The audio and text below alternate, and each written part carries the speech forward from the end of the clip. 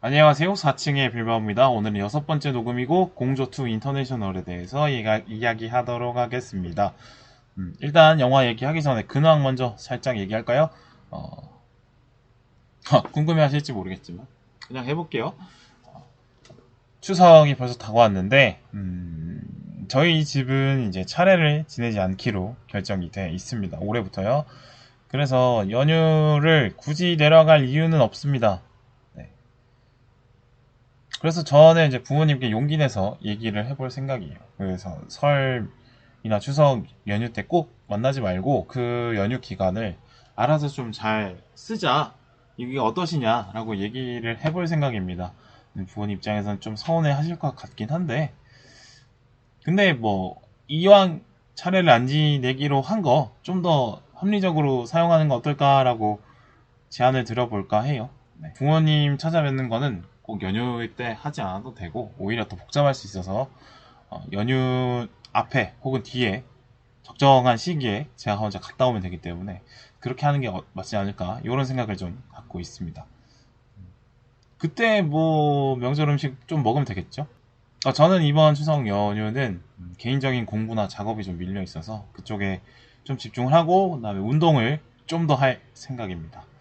배가 좀 나와가지고 배를 좀 집어넣고 싶습니다. 또 추석에 대해서 또 한번 생각을 해봤는데 우리나라가 이제 농사를 짓는 인구가 짓지 않는 인구에 비해 훨씬 적기 때문에 명절의 의미가 많이 퇴색이 됐다고 생각해요. 근데 그렇다고 뭐 명절을 폐지하자 이런 얘기는 아니고 그럼에도 뭐 민족 대명절의 의미는 여전히 있죠. 제가 하나 제안하고 싶은 거는 미국처럼 몇째 주 무슨 요일에 이걸 휴일로 한다 이렇게 딱 정했으면 좋겠습니다. 미국 같은 경우는 뭐 추수감사절은 뭐 10월에 몇째 주 무슨 요일이다 이런 거 있잖아요. 그렇게 했으면 좋겠습니다. 그게 오히려 좀 합리적이지 않을까 생각이 드는데 대체 공휴일을 지정하지 않아도 되고 그 다음에 음력이라서 뭐 설 명절이 어떤 때는 빨랐다가 이번처럼요 아니면 너무 늦었다가 이렇게 왔다 갔다 하는 경우가 생기는데 그렇지 말고 예측 가능하게 몇째 주 무슨 요일로 딱 정해놓으면은 합리적이지 않을까 이런 생각이 듭니다. 그 다음에 명절에도 일하시는 분들이 여전히 많이 계시는 것 같아요. 경기가 어렵기도 하니까 최대한 또 돈을 버시려고 일을 하시러 나오시는 분들이 있겠죠? 근데 이런 걸 보면 뭐 빈부격차 문제도 빈부격차 문제인데 여유 시간의 격차도 꽤나 큰 것 같습니다. 어떤 분들은 휴일 다 정확하게 보장받으면서 워라밸이 보장이 되는 반면에 어떤 분들은 자신의 선택일 수도 있지만 여유 시간을 너무 없이 휴일 없이 또 너무 일에 자신의 시간을 많이 보내게 되는 거 아닐까. 이렇게 어떤 사람은 여유가 있고 어떤 사람은 여유가 너무 없으면 삶의 질의 격차가 좀 생기지 않을까 이런 생각은 해봅니다. 결국엔 사람이 행복하려면 돈과 시간 모두가 있어야지 행복하지 않습니까? 그런 의미에서 좀 이런 우리나라는 항상 일을 열심히 하고 많이 하는 게 표준인데 이런 부분에 대해서 조금 일을 덜 할 수 있도록 좀 보장이 되면 좋지 않을까 이런 생각이 듭니다. 일단 공조2 제가 아침에 보고 왔는데요. 썩 괜찮은 상업 영화라고 생각이 듭니다. 명절에 보기 딱 좋은 영화예요. 어느 연령이든 뭐 정치색도 상관없고 남녀 가릴 거 없고 재밌게 볼 수 있는 영화라고 생각이 듭니다. 저는 이런 영화 보면 나름의 또 쾌감이 있어요. 명작이나 대작을 보고 나왔을 때는 왜 영화가 끝나도 그 여운이 남고 영화의 결말에 대해서 해석이 필요하고 또 영화 전개가 이거 맞나? 감독의 의도가 이건가? 머릿속으로 막 계산을 해야 되고 뭐 되돌아보게 되고 이런 영화들 있잖아요. 그런 어떤 영화가 끝나고 나서도 끝나지 않는 영화들이 있는데 그런 영화도 좋죠. 근데 이 영화는 딱 영화가 끝나면 그대로 끝납니다.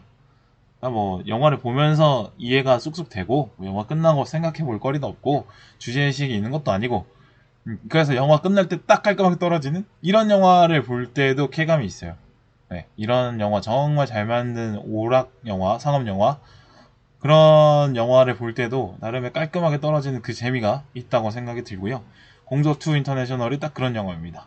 뭐 스토리 어렵지 않습니다. 흔히 있는 얘기죠. 뭐 다이아드, 러시아워 이런 형사 영화, 뭐 형사 버디 영화 이런 영화 많이 있잖아요.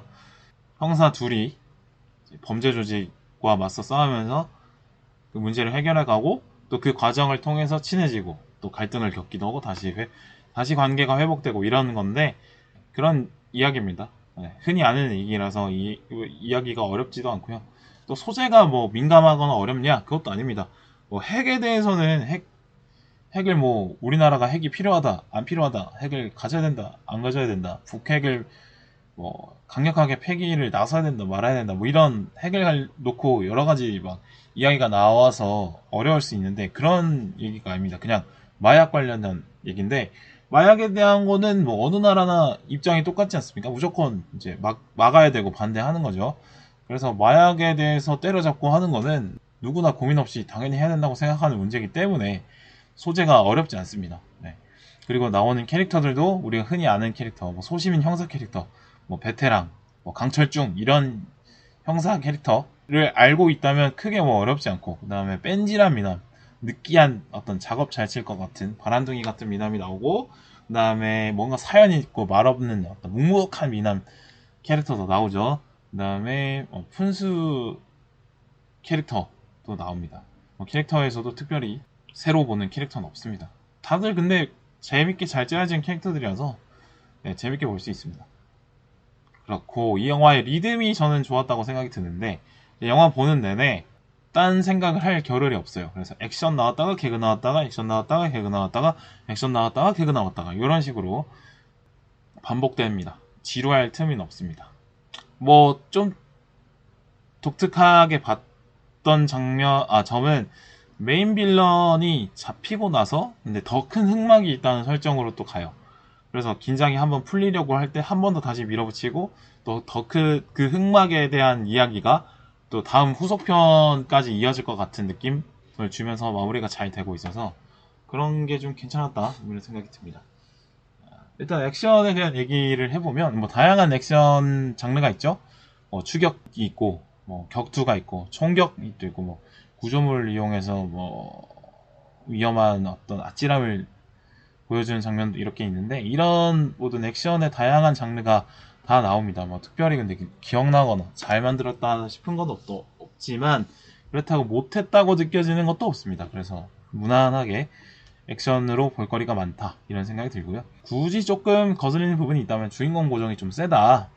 그러니까 악당들은 총이 그렇게 빗나가고 주인공들의 총은 그렇게 잘 맞고 주인공들은 그렇게 총을 안 맞는데 악당들은 총이 딱딱 맞아서 네, 이렇게 불리한 싸움 항상 뭐 5배 이상 차이 나는 싸움을 다 이긴다. 영화에서 많이 봤기 때문에 특별하게 문제다라고 지적하고 싶진 않지만 품을 덜 들였다 이렇게 비판은 할 수는 있을 것 같아요. 어떻게 권총으로 기관총들 소총을 상대로 이기는지 그거는 좀 이해하기 어렵습니다. 초당 쏟아지는 탄환의 숫자가 다른데 어떻게 권총으로 그렇게 잘 제압을 하는지 참 그런 부분에서 좀 더 신경을 써서 좀 더 어렵게 각 전투를 이겨나가는 걸로 그렸으면 좀 더 재밌고 쫄깃하지 않았을까 생각이 듭니다만 그러면은 이제 이 한 씬에 품을 더 많이 들여야 돼서 이 영화의 전체적인 어떤 느낌 빠르게 가볍게 치고 나가는 그런 리듬이랑 안 맞을 수 있겠다는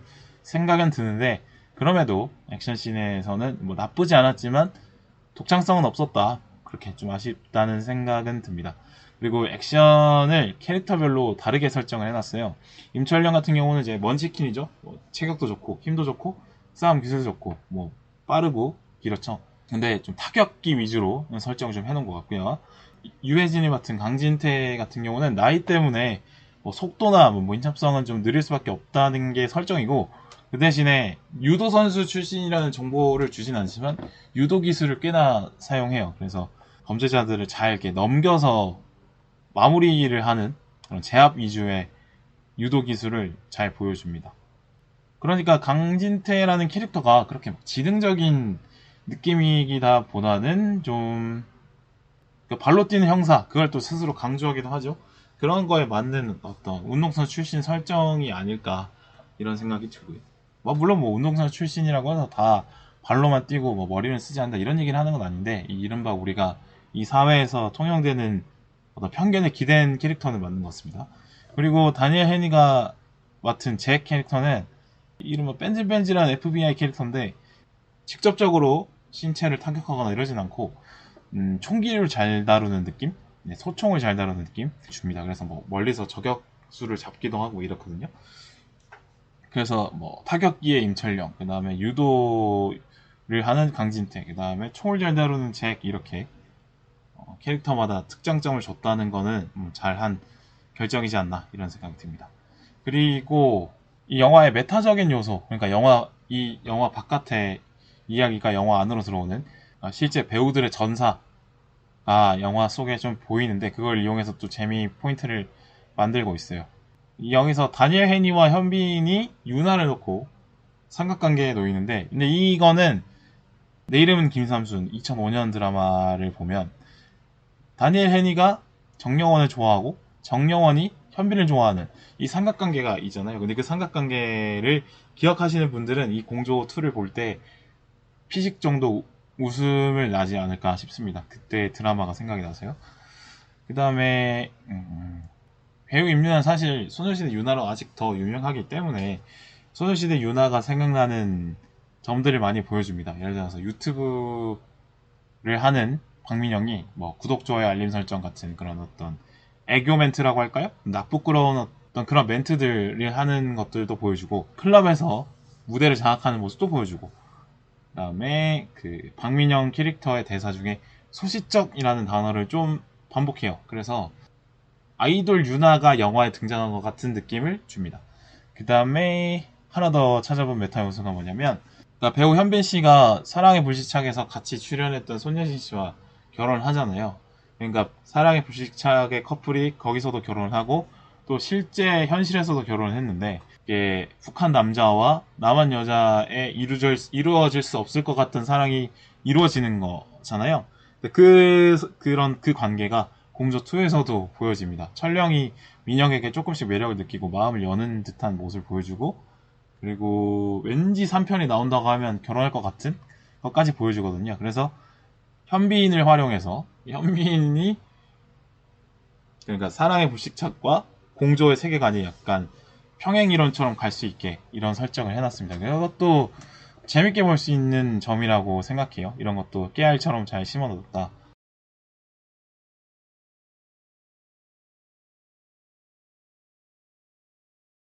자, 배우들의 연기 얘기해볼까요? 사실 뭐 연기 다들 괜찮습니다. 다 믿고 볼 수 있는 좋은 연기를 하는 배우들이고 또 뭐 그렇게 연기력을 과하게 필요하는 장면도 없습니다. 그냥 캐릭터가 주어지고 그 캐릭터를 소화하기만 하면 되는 거죠. 또 캐릭터들의 양면성을 보여주는 것도 아니고요. 유해진은 뭐 능청스러운 개그 캐릭터, 소시민 캐릭터 뭐 워낙 잘하고 현빈의 어떤 무뚝뚝한 미남 연기 뭐 여러 번 했던 연기여서 또 해던 대로 하면 되고 다니엘 헨리도 바람둥이 연기하는데 그거 하면 됩니다. 그 다음에 유나 같은 경우는 뭐 공조, 엑시트에서 보여준 좀 씩씩하고 활발하고 좀 개그감이 좀 있는 그런 캐릭터죠. 한 번씩 다 해봤던 역할들이어서 크게 막 어려운 연기는 없었다고 저는 생각이 듭니다. 하나 좀 아쉬운 부분은 아직도 배우 임유나를 소녀시대 유나로 보고 소녀시대 유나로 쓰려고 하는 게 많이 보이는 것 같긴 해요. 그게 좀 아쉬운데 뭐 유나 씨가 해서 잘 된 영화들 뭐 엑시트, 공조, 뭐 기적 이런 거 보면은 주인공의 밝은 여자친구 뭐 이런 쪽으로 많이 쓰이는데 아닌가 그런 그 소녀시대 유나가 아이돌로서 보여준 이미지들 있잖아. 이쁘고 잘 웃고 모두에게 사랑받을 줄 아는 그런 캐릭터. 그거를 여전히 영화에서 반복하는 느낌은 있습니다. 그래서 뭐 깊은 연기가 필요하거나 아니면 양면성을 보여줘야 되는 그런 캐릭터를 하진 않았어요. 아직까지. 제가 볼 때는 배우 임윤아는 그런 깊은 연기, 뭐 내면 연기, 양면성을 보여주는 연기 이런 것도 할 수 있다고 생각이 들거든요. 그래서 앞으로는 좀 그런 역할을 기대가 되고 감독들도 그렇게 좀 써주셨으면 좋겠다. 자, 이 영화에 대해 가치에 대해서 제가 생각을 해봤어요. 이 영화 공조의 가치. 정말 뭐 모나는 거 없이 그런 부족한 거 없는 잘 만든 상품이라고 생각이 들고요. 킬링타임 잘했습니다. 진짜 어디서 봤던 것 같은 느낌을 잘 버무렸어요. 그래서 이렇게 적정하게 명절에 맞춰서 개봉해서 적정한 수익을 얻고 돌아가고 싶은 본연의 목적을 잘 달성했다고 생각이 듭니다. 근데 그렇다고 이 영화를 만만하게 볼 생각은 전혀 없습니다. 저는 잘 만든 상업 영화가 제일 좋은 영화라고 저는 생각을 하는 편이라 이렇게 만드는 거 쉽지 않다고 저는 생각이 들고, 나름 구조가 잘 촘촘히 잘 되어 있어요. 그래서 캐릭터의 서사를 잘 부여했어요. 뭐 주인공들의 서사는 사실 공적 원에 나오기 때문에 그걸 참고하면 그렇게 이해하기 어렵지 않고, 또 새롭게 등장한 메인 빌런 장명준까지도 악행의 이유를 잘 부여했고, 이 사람이 그렇게 착했다가 나빠지는 이유에 대해서도 설명을 잘 해놨기 때문에 그런 미친 짓을 하는 이유에 대해서 충분히 관객이 이해할 수 있도록 해놨습니다. 뭐 국가에 배신당한 군인 이야기는 사실 뻔하긴 합니다만 그 뻔함이라도 잘 이렇게 부드럽게 해놓으면 된 거죠. 다니엘 헤니가 맡았던 잭 역시도 서사가 적절히 부여가 되어 있습니다. 그리고 사건이 조금씩 실체를 드러내가는 구조, 거대한 흑막으로 접근해가는 구조도 잘 만들어놨다고 저는 생각이 듭니다. 그리고 좀 영리하다고 생각이 드는데, 이 영화를 주로 한국 관객들이 볼 것이고, 그 다음에 만약 수출을 한다고 하면 중국이나 일본, 그 다음에 뭐 동남아 쪽으로 수출이 되겠죠. 북한으로는 아마 뭐 공식적으로는 수출이 안 될 거고요. 기분 나쁘게 볼 국가는 없을 것 같아요. 네. 심지어 북한 분들이 본다고 하더라도 북한 사람이 주인공이고 능력도 좋고 인성도 좋고 매력도 좋고 미남으로 그려지기 때문에 뭐 불편하게 볼 지점은 없다고 생각이 들고요. 단순히 한국에서만 흥행해서 그치는 게 아니라 해외 수출해도 괜찮을 것 같다는 생각이 듭니다. 이렇게 영리하게 잘 설정이 되어 있다고 생각이 들어요. 이 영화의 또 다른 가치는 공동체 의식인데, 이른바 이제 나쁘게 말하면은 국뽕이라고 할 수 있죠. 사실 근데 국뽕이 욕을 많이 먹습니다만 그거는 사실 영화 고관여층, 저처럼 영화 많이 보시는 분들이 유독 욕을 많이 하죠. 물론 국뽕은 너무나 그거의 국뽕이라는 감정에 기대는 게 많기 때문에 물론 문제가 있습니다만, 근데 영화를 그냥 하나의 오락거리로 생각하는 사람들, 그러니까 저희 부모님처럼 명절에 제가 영화관 가자고 쪼르지 않는 이상 잘 안 가시는 분들 입장에서는 이런 공조같이 이해하기 편하고 스테레오 타입에 기대는 그런 영화들이 그분들의 영화를 이해하기 편하다고 생각이 듭니다. 사회 구성원으로서 옅은 수준의 연대의식은 저는 필요하다고 생각이 들거든요. 물론 다 개성 존중해야 되고 사생활 존중해야 되고 개인의 자유 중요합니다만, 그럼에도 불구하고 길거리에서 마주치는 사람도 나와 같은 사회의 구성원임을 잊지 않고 옅은 수준으로는 연대의식은 어느 정도 다들 깔려있는 게 좋다고 생각이 들어요. 세상 사람 모두가 서로에게 관심이 없고 믿지 못하면 그건 역시 비효율이라고 저는 생각을 하거든요.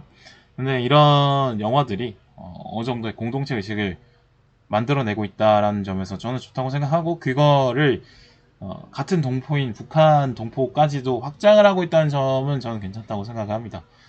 통일은 절대 안 돼 이렇게 반대하시는 분들, 북한 사람은 안 돼 라고 생각하시는 분들은 제 의견에 동의하지 않을 수도 있지만, 그럼에도 북한에 살고 있는 주민 역시도 우리 동포라는 거는 변하지 않는 사실이고, 언젠간 우리 민족이 원해서 된 분단도 아니고 또 언젠간 통일을 해야 되는 거라고 저는 믿기 때문에, 이런 어떤 북한 동포에도 연대 의식을 넓힐 수 있는 가벼운 접근이긴 합니다만 이런 것도 저는 좋다고 생각이 듭니다.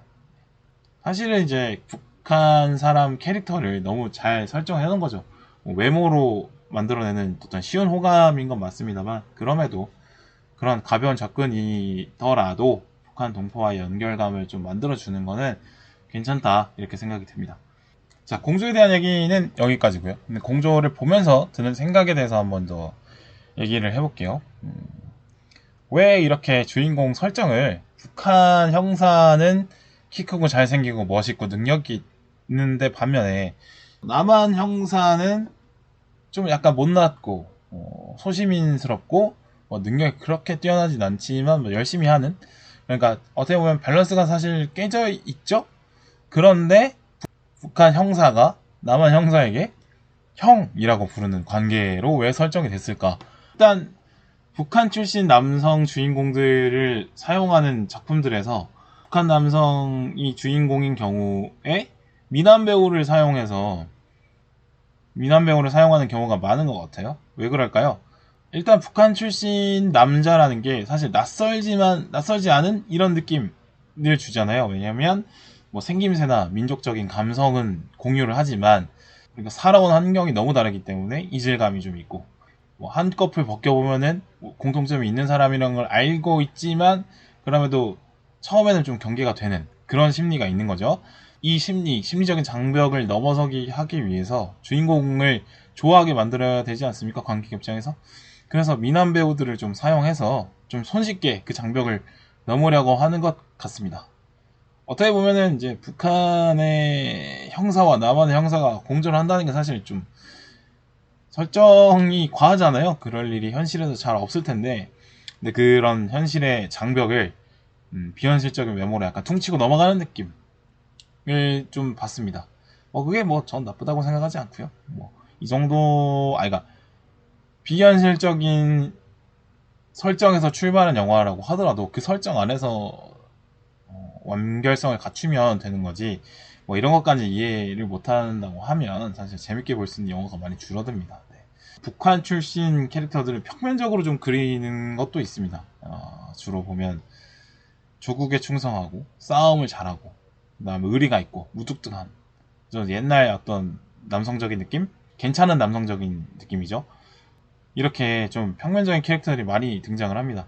북한 남성 주인공 캐릭터를 뭐 입체적으로 좀 그리고 신선하게 좀 그리려고 해도 관객 입장에서는 이미 심리적인 장벽이 하나 있는데 그거를 또 하나 또 신선한 캐릭터를 설정해서 장벽을 하나 더 세운다? 이건 좀 어려운 느낌일 수 있고요. 북한 사람에 대한 스테레오 타입을 좀 깨기에는 그러려면 현실에서 북한 사람을 좀 많이 만나야 될 텐데 네, 현실에서 북한 사람을 만날 수 있는 경우가 많이 없으니까 거의 뭐 없다시피 하니까 스테레오 타입에 기대는 좀 평면적인 캐릭터들로 좀 그리는 게 좀 많지 않나 좀 그렇게 생각이 들고요. 그리고 왜 남한이 형이고 남한 출신 주인공이 형이고 북한 출신 주인공은 동생으로 설정되어 있는가 이런 게 생각보다 꽤 많습니다. 뭐 의형제도 그렇고 그다음에 공조 시리즈 그렇고 그다음에 강철비 시리즈도 그렇죠. 보면은 뭐 의형제는 남한의 국정원 요원인 송강호가 북한 출신 간첩인 강동원을 형으로서 동생을 품어준다 뭐 이런 느낌의 영화였고 그다음에 강철비도 보면 강철비 원에서는 남한의 각도원이 북한의 정우성보다 한 살 정도 많은 걸로 설정이 되어 있죠. 강철비 2도 보면은 남한 대통령 정우성이 북한 1호인 유연석을 받아주는 가서 중재해주는 이런 역할로 나온단 말이죠. 이거 왜 그럴까요? 저는 좀 한번 생각을 해봤는데 북한을 좀 모자란 존재, 좀 품어줘야 되는 존재로 설정을 해야 관객이 이제 부담 없이 좀 볼 수 있지 않을까 이런 생각이 들고요. 실제적으로 남한과 북한의 국력차가 꽤나 벌어져 있는 상황이죠. 그래서 북한을 무섭게 그리는 것 자체가 좀 받아들이기 어려울 것 같습니다. 남한 사람들 입장에서는. 그 다음에 북한 사람이 형이라고 한다. 이러면은 북한 사람한테 이해받고 챙기를 받는 건데 이것도 어떻게 보면 묘한 자존심을 건드리는 느낌이 들 것 같습니다. 그리고 또 한민족의 또 형동생 문화가 있지 않습니까? 뭐 물론 남한 그러니까 외국 사람이라고 하더라도 형동생이 될 수 있는 거죠. 툭 퉁쳐질 수 있는 거죠. 그래서 처음에는 남한 출신과 북한 출신의 어떤 차이를 극명하게 보여주다가 몇 번의 사건을 거치고 형 동생으로 특이로 하면서 그 심리적인 그 긴장 관계가 쏙 무너지는 어떤 그런 극적인 느낌, 극적인 느낌을 내는 장치로 효율적으로 좀 쓰기 위해서 이렇게 형 동생 관계로 좀 설정을 하는 거 아닐까 이런 생각이 들고요. 공동구역 제1스는 그 관계가 역전이긴 하네요. 송강호가 형이고 이병헌이 동생으로 나오고 송강호가 훨씬 넓은 마음으로 챙겨주는 역할을 하죠. 오, 역시 박찬욱? 근데 어느 정도 암시를 주는 것 같기도 해요. 그래서 남한이 그린 큰 그림을 북한이 따라와야지, 이런 식의 암시를 보는 관객의 입장에서 좀 갖도록 하는 것 같고요. 북한은 실제적으로 뭐 막 애들이 뭐 거칠고 세 보여도 그래 우리 동생이야, 그냥 응석 부리기 하는 거야, 그냥 그렇게 좀 품어주자, 우리가 훨씬 나니까, 요렇게 좀 암시를 하는 것 같다는 생각이 듭니다. 뭐 실제 국제관계의 반영이기도 하죠, 사실. 예.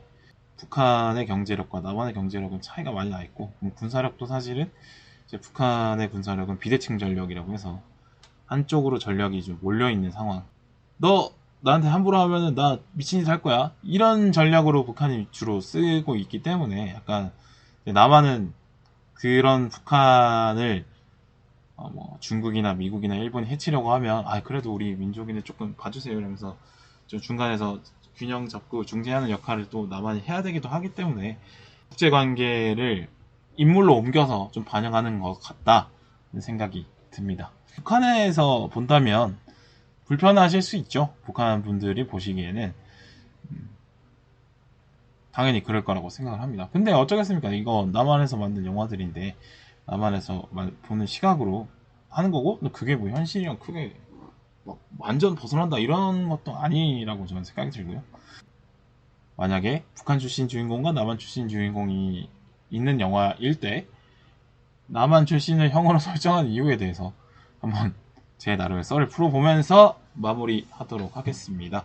공저2 재밌으니까요. 뭐 추석 때 영화관 가실 분들이라면 부담 없이 가서 보시면 재밌게 시간 보내실 것 같습니다. 네, 오늘 에피소드 여기까지고요. 다음 에피소드로 찾아오겠습니다. 감사합니다.